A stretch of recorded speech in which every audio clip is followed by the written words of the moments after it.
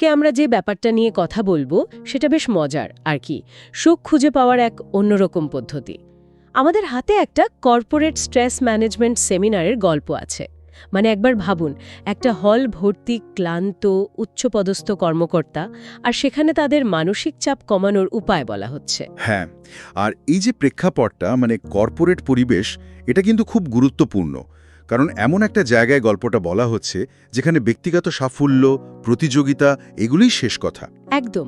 তো এই গল্পের শুরুটা বেশ নাটকীয়। মেন্টর মিস্টার সেন প্রত্যেককে একটা করে লাল বেলুন দিলেন আর বললেন তাতে নিজের নাম লিখতে। তারপর সব বেলুন পাশের একটা ঘরে নিয়ে ফ্যান চালিয়ে উড়িয়ে দেওয়া হলো। এরপর আসল চ্যালেঞ্জটা এলো।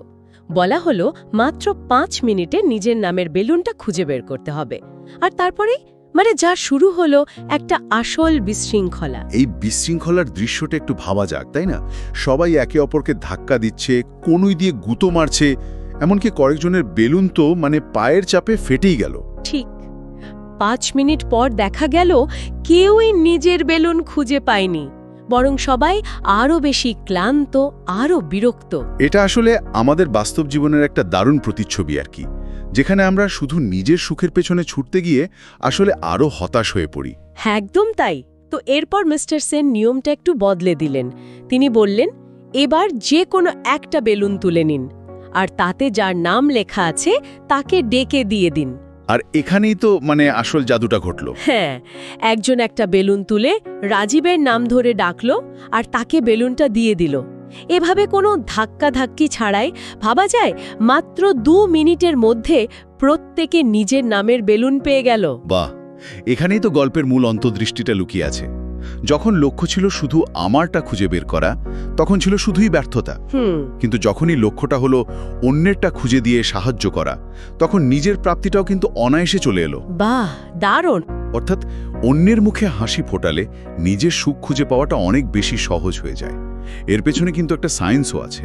তাই নাকি? হ্যাঁ, মনোবিজ্ঞানীরা এটাকে বলেন হেল্পার্স হাই। যখন আমরা কাউকে সাহায্য করি, আমাদের ব্রেনে এন্ডোরফিনের মতো কেমিক্যাল রিলিজ হয়, যা আমাদের ভেতর একটা আনন্দের অনুভূতি তৈরি করে।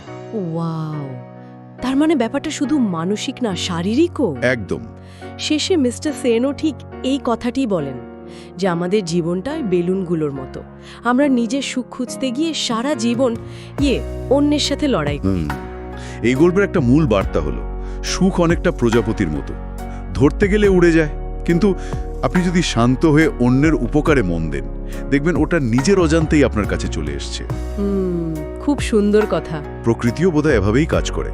যখন মন থেকে কারো সাহায্য করা হয়, প্রকৃতি প্রতিদান হিসেবে এমন এক মানসিক শান্তি দেয় যা কোটি টাকা দিয়েও কেনা সম্ভব নয়। তাহলে সারসংক্ষেপে এটাই দাঁড়ালো যে নিজের সুখের বেলুনটার পেছনে পাগলের মতো না ছুটে অন্যের বেলুনটা খুঁজে দিতে সাহায্য করলে নিজেরটা সহজে পাওয়া যায়। একেবারে। তাই আলোচনার শেষে একটা প্রশ্ন রেখে যাওয়া যাক, কি বলেন? হ্যাঁ, অবশ্যই।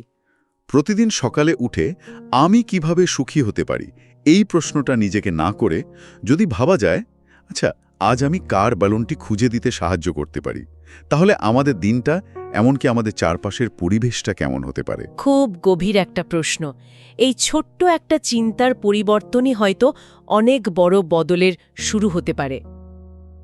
তো এই গল্পটা যদি আপনার সত্যিই ভালো লেগে থাকে, যদি এটা আপনাকে আপনার কোনো সমস্যার সমাধান খুঁজতে একটুও সাহায্য করে থাকে, তাহলে প্লিজ ভিডিওটাতে একটা লাইক দিয়ে দিন।